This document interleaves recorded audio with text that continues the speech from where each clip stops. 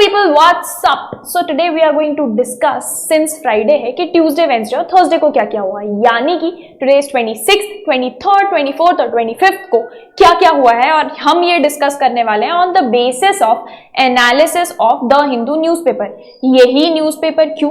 क्योंकि भाई ये न्यूज़पेपर मैंने देखा है कि बच्चों को एनालाइज करना और खुद से पढ़ पाना काफी मुश्किल होता है at this stage, specially if you are preparing for law entrance exam. आप खुद से बैठ के एक तो इतना लंबा न्यूज़पेपर पढ़ें, फिर उसको समझें, फिर डिक्शनरी खोल के बैठे, फिर मीनिंग्स देखें और ये भी समझे कि भाई हो क्या रहा है इस न्यूज में, ये तो काफी ज्यादा मुश्किल है हर दिन कर पाना। इसलिए हम बाय वीकली सेशंस लेकर आए। बाय वीकली मतलब हफ्ते में 2 बार ये सेशंस होंगे। आप हफ्ते में 2 बार इन आधे घंटे से 45 मिनट्स के सेशंस को अगर देख लेते हो तो पूरे हफ्ते में क्या क्या इंपॉर्टेंट चीजें हुई हैं आपको पता चल जाएंगी और समझ में आ जाएंगी। रिवीजन की भी कुछ खास जरूरत नहीं है अगर आप ध्यान से सुन लेते हैं तो, ठीक है। सो फटाफट से starting with the session. 23rd को क्या क्या हुआ है? बजट प्रेजेंट करने से पहले एक दिन पहले एक इकोनॉमिक सर्वे प्रेजेंट होता है, जो इकोनॉमिक सर्वे 23-24 का प्रेजेंट हुआ था पिछले साल का। इसको प्रेजेंट करने वाले चीफ इकोनॉमिक एडवाइजर है, एक्चुअली इसको प्रिपेयर करने वाले हमारे चीफ इकोनॉमिक एडवाइजर है जिनका नाम है वी अनंत नागेश्वरन, एंड इसको प्रेजेंट किया है हमारी फाइनेंस मिनिस्टर ने। तो इस इकोनॉमिक सर्वे में क्या लिखा है फटाफट से जानते हैं। The Indian economy has broadly caught up with pre-COVID times, मतलब कोविड के पहले जिस तेजी से हमारी इकोनॉमिक ग्रोथ हो रही थी, कोविड के बाद काफी बड़ा झटका लगा था। सिर्फ हमको नहीं, इनफैक्ट पूरे दुनिया की ही कंट्रीज को, इकोनॉमीज को ग्रोथ रेट काफी ज्यादा कम हो गई थी। बट मोर और लेस इकोनॉमिक सर्वे ये कहता है कि प्री कोविड टाइम्स, कोविड के पहले जिस रेट से हमारी इकोनॉमी ग्रो कर रही थी, मोर और लेस हम वापस से उसी रेट पर ग्रो करना शुरू कर चुके हैं वापस। तो इस बार के सर्वे के हिसाब से प्रेडिक्शन है कि economy is going to grow by the rate of 6.5 से 7% तक, 6.5 to 7% this year, with prospects of clocking 7% plus growth in the upcoming years as well. आने वाले सालों में 7% से भी ज्यादा ग्रोथ देखने को मिल सकती है एज पर economic survey 2023-24। It also drew attention to a few issues। कौन कौन से इश्यूज वहां पे हाईलाइट किए गए? They were inequality and unemployment। और इसको बोला गया भैया इसको पॉलिसी प्रायोरिटी पे रखना पड़ेगा, मतलब सरकार लोगों के लिए जो भी, सरकार लोगों के भले के लिए जो भी पॉलिसीज बनाती है उनमें अनएम्प्लॉयमेंट और इनइक्वालिटी को सबसे ऊपर रख के इनके ऊपर पॉलिसीज बनाना सबसे ज्यादा इंपॉर्टेंट है। नेक्स्ट, चीफ इकोनॉमिक एडवाइजर, ये आपसे पूछा जा सकता है कौन है? वी अनंत नागेश्वरन, जो कि इस सर्वे के लीड ऑथर थे। और भी इकोनॉमिक एक्सपर्ट साथ में मिलके इन्होंने ये सर्वे लिखा है, लेकिन ये चीफ उसके ऑथर थे। उनने काफी सारी और चीजें भी बोला है। उनने ये भी बोला है कि यूनियन एंड स्टेट गवर्नमेंट को जो इनके बहुत सारे रेगुलेटरी पावर्स होते हैं बिजनेसेस के ऊपर ये लगाते हैं, बिजनेसेस को कंट्रोल करने के लिए, रेगुलेट करने के लिए उनको थोड़ा कम करना पड़ेगा, इतना ज्यादा बर्डन, क्योंकि बिजनेसेस, एंटरप्रेन्योरशिप बहुत ज्यादा इंपॉर्टेंट है हमारी इकोनॉमी और कंट्री की ग्रोथ के लिए। उनके ऊपर ही अगर गवर्नमेंट बर्डन ला देगी तो वो कहां से इकोनॉमिक ग्रोथ पे ध्यान दे पाएंगे, इनोवेशन पे ध्यान दे पाएंगे, बिजनेस आगे बढ़ाने पे ध्यान दे पाएंगे। तो ये भी एक पॉइंट था। नेक्स्ट, उन्होंने ऐसा भी बोला कि कॉर्पोरेट सेक्टर को ये भी बोला कि they are swimming in excess profit. Corporate sector को बोला कि भाई आप तैर रहे हो बहुत ज्यादा प्रॉफिट में, एंड उनको ये भी बोला कि रिस्पॉन्सिबिलिटी लीजिए प्रोडक्टिव जॉब्स बढ़ाने के लिए। कंट्री में अनएम्प्लॉयमेंट रेट जो है उसको कम करने का या एम्प्लॉयमेंट जनरेट करने की रिस्पॉन्सिबिलिटी सरकार की है, लेकिन उन्होंने कॉर्पोरेट सेक्टर को भी बोला कि भाई आप इतना मुनाफा प्रॉफिट कमा रहे हो, थोड़ा प्रोडक्टिव जॉब्स भी पैदा करने पे ध्यान दो, आपकी भी रिस्पॉन्सिबिलिटी है एज सिटीजन्स ऑफ इंडिया। आखिरकार इंडिया के ही रिसोर्सेस यूज करके आपका बिजनेस जहां पहुंचा है वहां पहुंचा है ना। स्किलिंग इनिशिएटिव्स, इसके ऊपर भी बात हुई।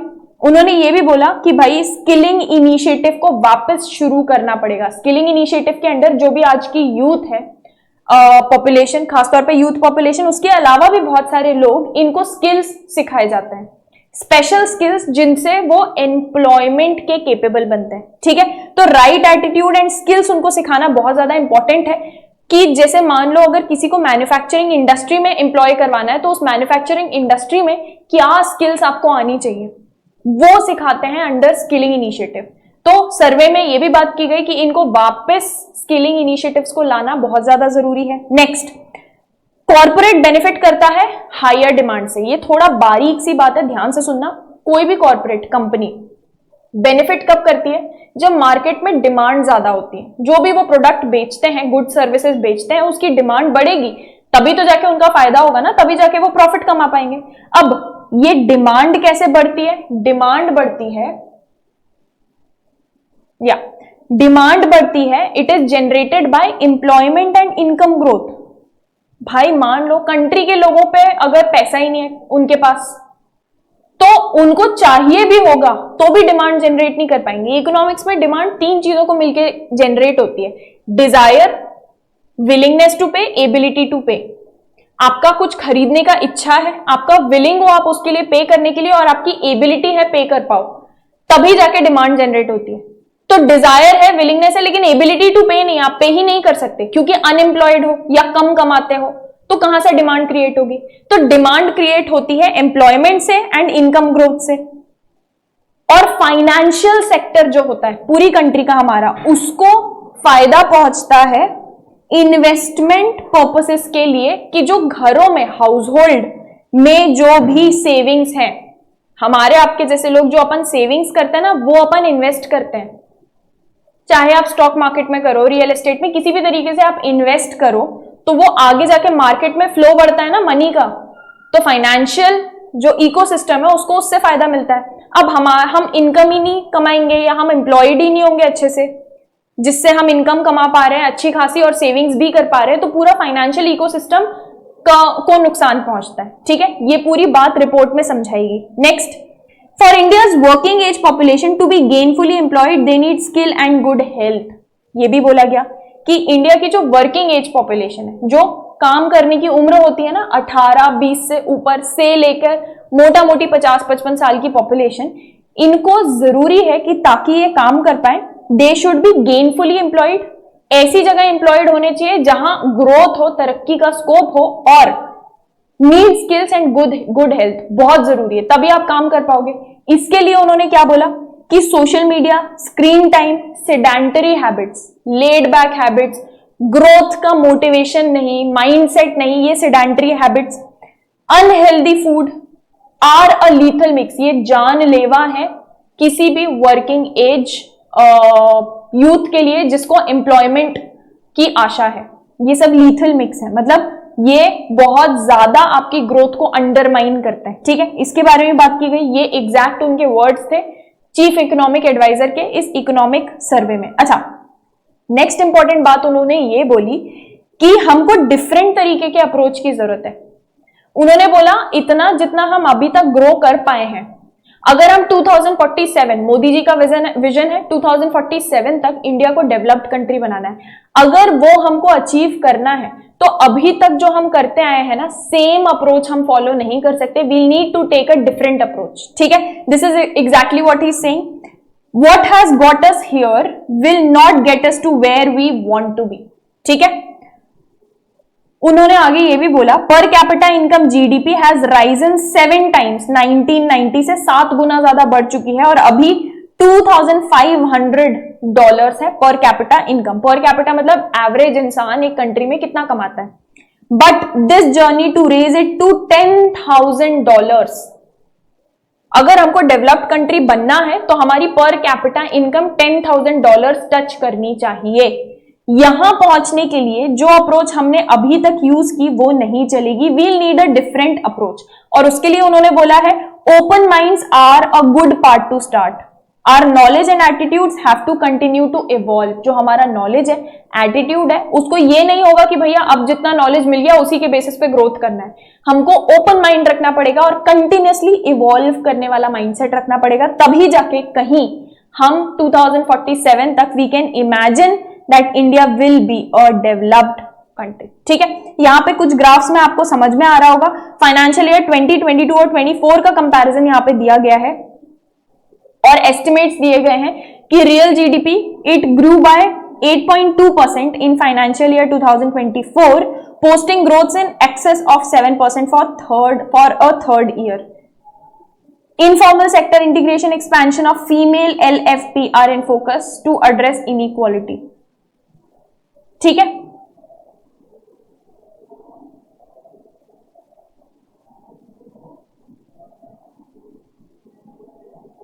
अच्छा नेक्स्ट इंपॉर्टेंट न्यूज, यहां पे काफी टाइम से हम फॉलो कर रहे हैं जो नीट का पूरा घोटाला था, इसमें सुप्रीम कोर्ट ने एक बहुत लंबी दिन के हियरिंग के बाद फाइनली ऑर्डर दिया है आईआईटी दिल्ली के एक्सपर्ट्स को कि फिजिक्स के पेपर में जो भी एम्बिगुअस क्वेश्चंस थे, जो इस तरीके के क्वेश्चंस थे जो थोड़ा ऊंच नीच टाइप के थे कि शायद सॉल्व हो शायद ना हो, ऐसे क्वेश्चंस भी डालते हैं पेपर में, सुप्रीम कोर्ट ने आईआईटी दिल्ली के एक्सपर्ट्स को बोला है कि आप 24 घंटे के अंदर उन क्वेश्चंस को सॉल्व करके रिपोर्ट बैक कीजिए।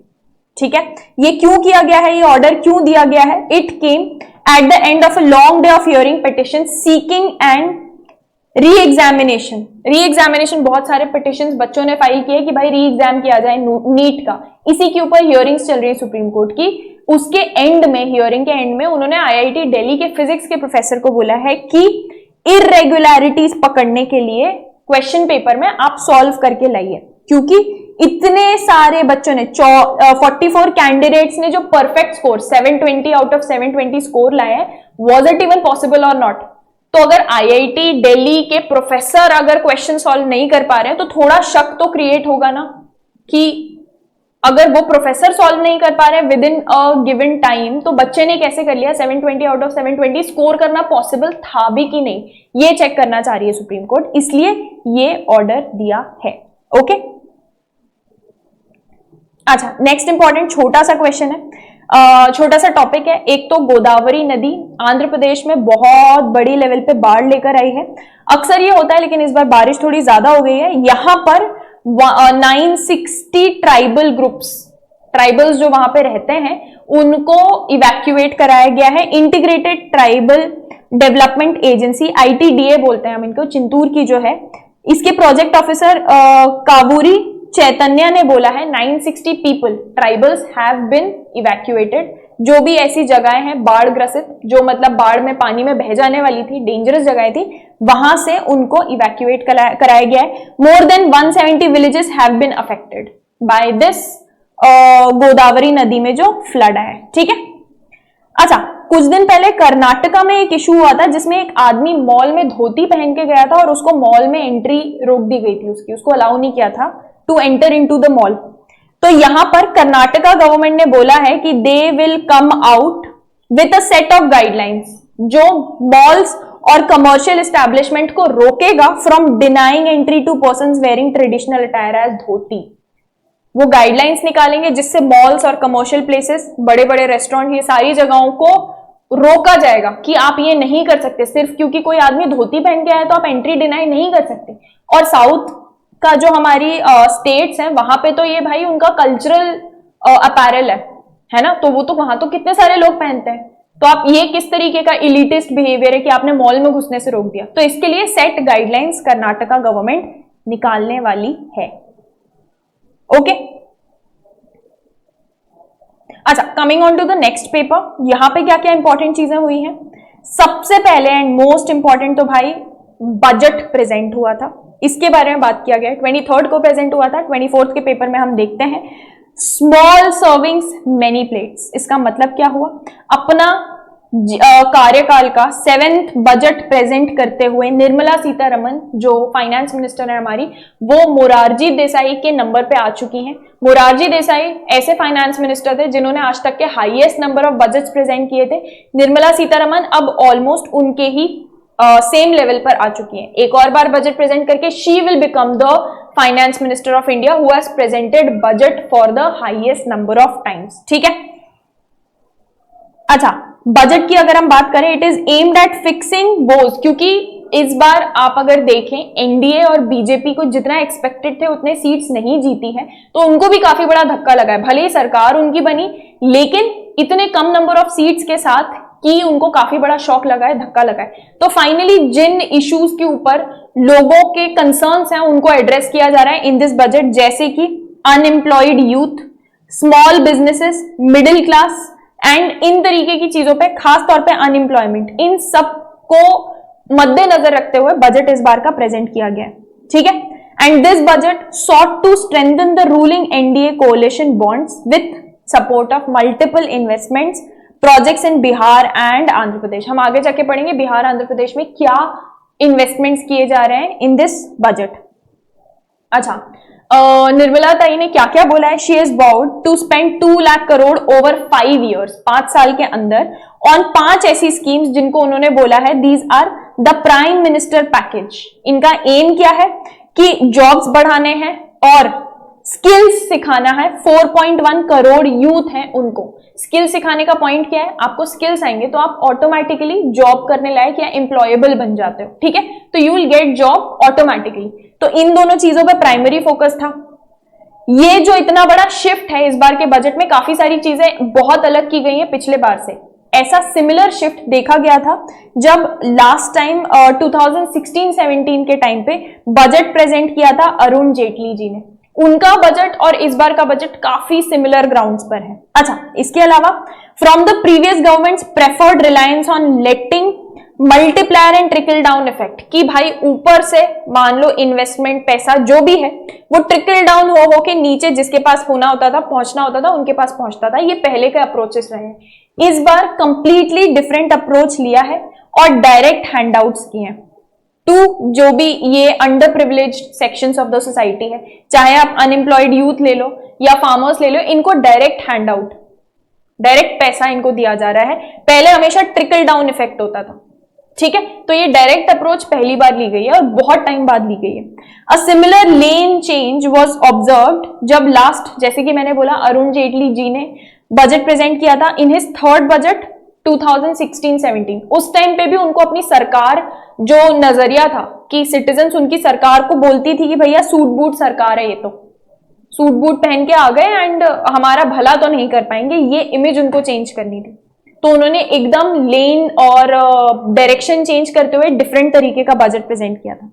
इस बार भी ये जो शिफ्ट ट्रिगर हुआ है सडनली, अपने हमेशा के तरीके से हट के जो बजट प्रेजेंट किया है, is to reverse the opinion of citizens for BJP and NDA government after a decade of outright majority in parliament।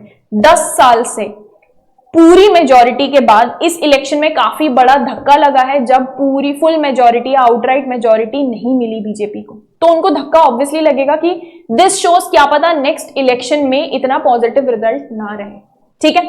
Theme of the budget क्या था? थीम ऑफ द बजट था एम्प्लॉयमेंट इन ऑल कैप्स, क्योंकि इस एक एक शब्द का full form है। क्या है इसका फुल फॉर्म? ई से एम्प्लॉयमेंट एंड एजुकेशन, एम से MSME micro small and medium enterprises, P से प्रोडक्टिविटी, एल से लैंड, ओ से अपॉर्चुनिटीज, वाई से यूथ, एम से मिडिल क्लास, ई से एनर्जी, एन से new generation reforms and T से टेक्नोलॉजी। ये सारी चीजें की हाइलाइट्स हैं इस बार के बजट की। 90 मिनट की स्पीच देते हुए उन्होंने इन सब टॉपिक्स के ऊपर बात की कि हम इस बार इन सारी चीजों को टारगेट करते हुए we are going to present our budget, ठीक है? अच्छा, कुछ और इंपॉर्टेंट चीजें, किन किन चीजों पे उनका फोकस था? वॉज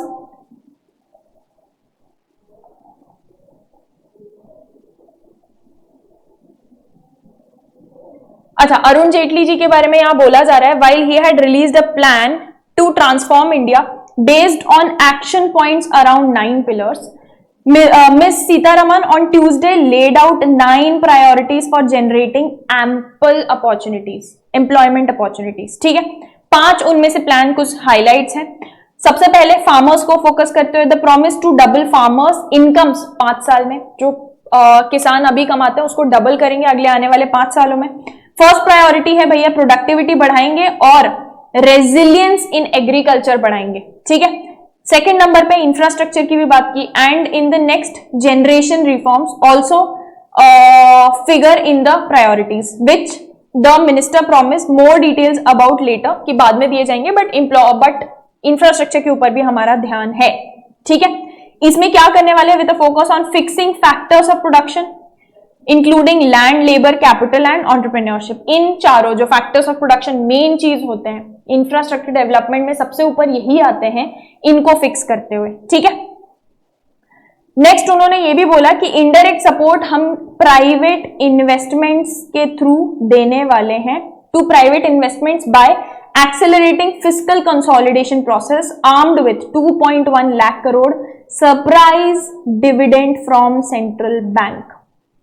तो प्राइवेट इन्वेस्टमेंट को भी काफी हद तक सपोर्ट प्रोवाइड करने वाले हैं। अच्छा, जैसे कि बात की थी आंध्र प्रदेश और बिहार को कुछ स्पेशल हेल्प दी गई है, तो उसी के बारे में यहां बात हो रही है।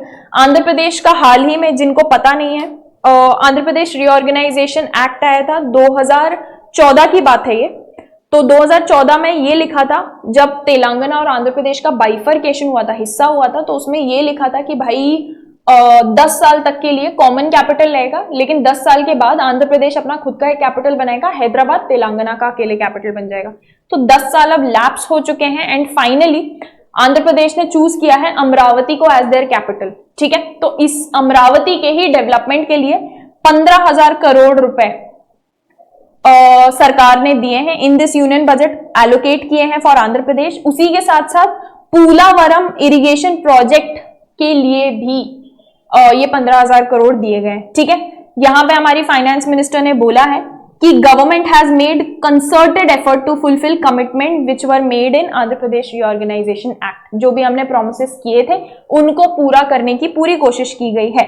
उनने ये भी बोला, प्लान का नाम उन्होंने ये बोला पूर्वोदय, पूर्व साइड पे फोकस करते हुए। इसमें बिहार, झारखंड, वेस्ट बंगाल, उड़ीसा एंड आंध्र प्रदेश के ओवरऑल डेवलपमेंट पे ध्यान दिया जाएगा इस प्लान के अंडर, पूर्वोदय प्लान के अंडर। ठीक है, उन्होंने ये भी बोला है कि द सेंटर, मतलब central government is also fully committed to financing and early completion of Polavaram irrigation project, कि जितना जल्दी हो सके ये इरिगेशन प्रोजेक्ट कंप्लीट हो, ताकि आंध्र प्रदेश के पास भी अपना खुद का इरिगेशन के लिए, मतलब उनको किसी और पे डिपेंड ना करना पड़े, खेतों की सिंचाई के लिए खुद का इरिगेशन सिस्टम वेल डेवलप्ड हो।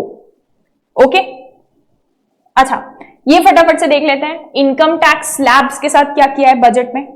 तो प्रेजेंट स्लैब जो था ऑफ 3 से 6 lakh, that is the preliminary bracket liable to be taxed, वो अब कर दिया गया है 3 to 7 lakhs। ठीक है, लेकिन टैक्स रेट अभी भी अनचेंज्ड है एट 5%, पहले भी वही था। कोई चेंजेस नहीं किए गए हैं for individuals with income less than 3 lakh.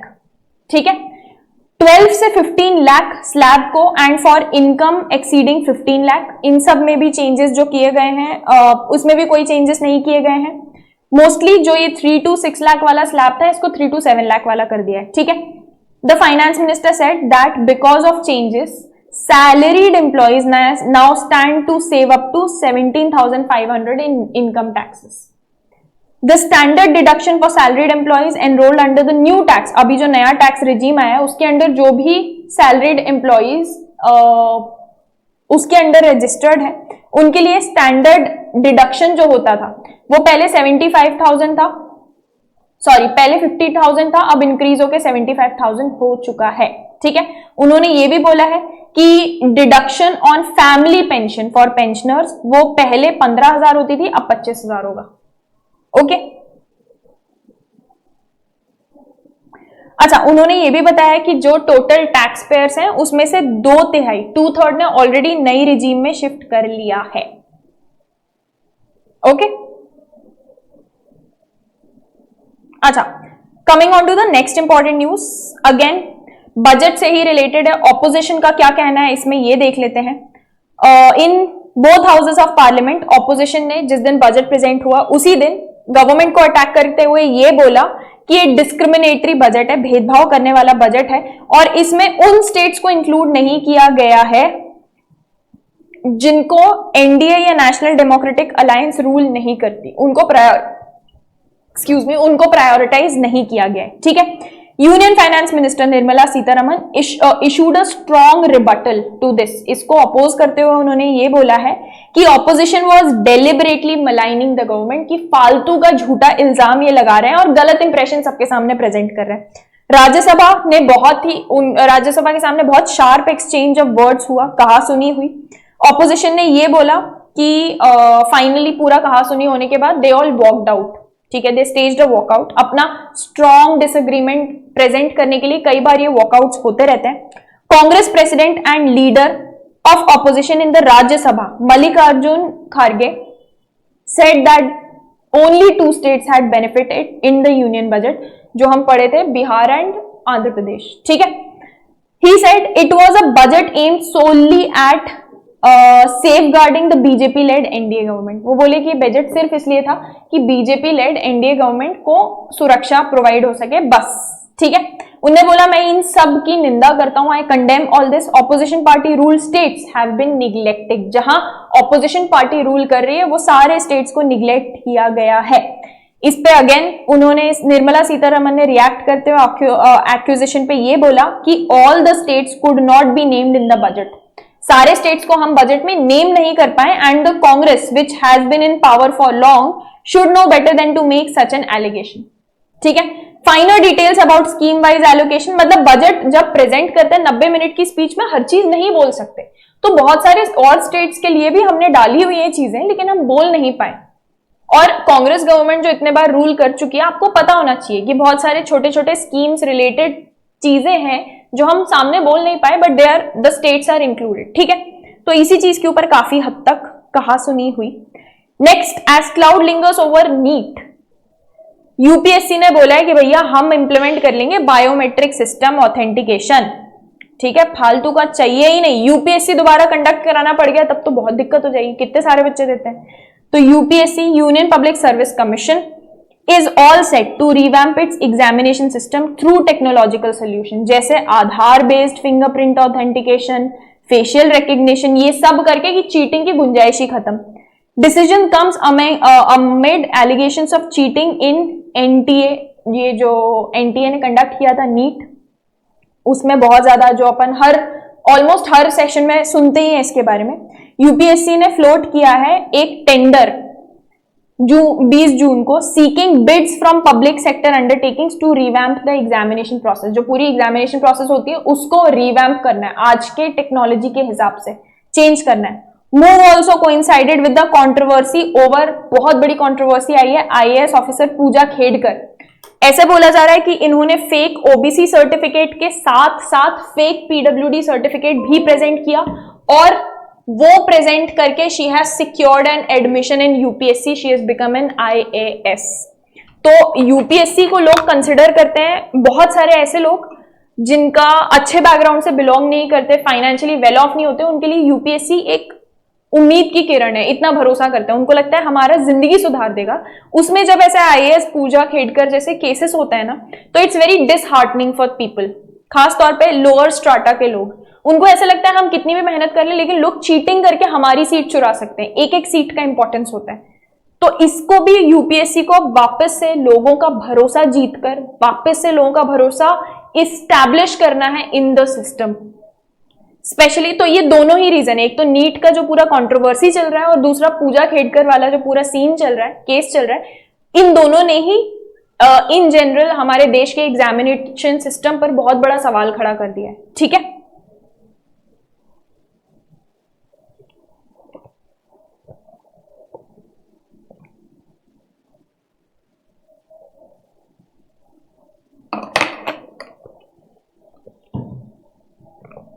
तो यूपीएससी ने बोला है कि भैया अभी जो लेटेस्ट डिजिटल टेक्नोलॉजी है उसको यूज करेंगे मैच और क्रॉस चेक करने के लिए सारी biometric details of the candidates, और मॉनिटर करने के लिए activities of the candidates during examination. AI use करेंगे, जरा भी कुछ ऊंच नीच डिटेक्ट हुआ सॉफ्टवेयर फटाक से पकड़ लेगा, ठीक है। क्या डिटेक्ट करने के लिए? Cheating, fraud, unfair means, impersonation. कई बार लोग ना ऐसे हद तक चीटिंग करते हैं कि मेरा नाम विशिष्टा है और मैं किसी होशियार चंद को पकड़ को बोलूं कि तू यूपीएससी क्रैक कर चुका है, तू इम्पर्सोनिफाई करे, थोड़ा थोड़ा मेरे जैसी दिखती है वो, मैं बोलूं कि तू जा मेरे हिस्से का यूपीएससी देकर आ, और she goes and sits for my exam, impersonification. ये सारी चीजें सॉल्व हो जाएंगी अगर सीसीटीवी सर्विलेंस हो जाता है, बहुत अच्छा सॉफ्टवेयर, अच्छे अच्छे डेवलप्ड सॉफ्टवेयर ले आते हैं, इन चीजों में हेल्प ले लेते हैं। फाइनली यूपीएससी अगर इन डिजिटल न्यू इनोवेशंस की हेल्प ले लेती है to monitor the entire examination process, ठीक है। अच्छा, बिहार असेंबली ने एक बिल पास किया है पेपर लीक्स बंद करने के लिए। पेपर लीक बिहार में यूं लेफ्ट राइट होते हैं, तो बहुत खराब रेपुटेशन ऑलरेडी हो चुकी है। बिहार असेंबली ने पास किया एक बिल जिसका एम है क्वेश्चन पेपर लीक और मैल प्रैक्टिस को खत्म करना है। इसका नाम है Bihar public examination prevention of unfair means bill 2024। It was tabled by parliamentary affairs minister Vijay Kumar Chaudhary और वॉइस वोट के थ्रू, हाथ उठा के वॉइस वोट के through, amid a walkout by, इसमें भी ऑपोजिशन ने वॉकआउट किया, पता नहीं क्यों। The bill stipulate severe punishment, बहुत severe punishment, including prison term of 3 से 5 साल तक और फाइन ऑफ 10 लाख रुपए तक का फाइन अगर आप मैल प्रैक्टिस या चीटिंग करते हुए पकड़े जाते हैं। आई थिंक लोगों को लगता होगा काफी सिवियर है ये इस तरीके का punishment, but I think it is well needed and required, क्योंकि इतना सिवियर, मतलब दिस हमको छोटी सी चीज लगती है चीटिंग, लेकिन गवर्नमेंट एग्जाम्स में जब भी चीटिंग होती है ना, तो आप धोखे से किसी डिजर्विंग कैंडिडेट जिसकी लाइफ करियर डिपेंड करती है उसकी सीट धोखे से ले रहे हो, तो इतना डर होना तो जरूरी है कि भैया इस तरीके की मैल प्रैक्टिसेस कम से कम खत्म हो। I think this is a very good step by the Bihar assembly. ठीक है, तो भाई लोग नेक्स्ट सेशन में अपन मिलते हैं on upcoming Tuesday, Friday, Saturday, Sunday और मंडे को क्या क्या हुआ we are going to discuss on the upcoming Tuesday. तब तक के लिए हंसते रहिए, मुस्कुराते रहिए, रिविजन करते रहिए, न्यूज़पेपर पढ़ते रहिए। करंट अफेयर से डर धीरे धीरे अपने आप खत्म हो जाएगा। Thank you for joining me in today's session. I see you guys again very very very soon. This is Vishishta signing of.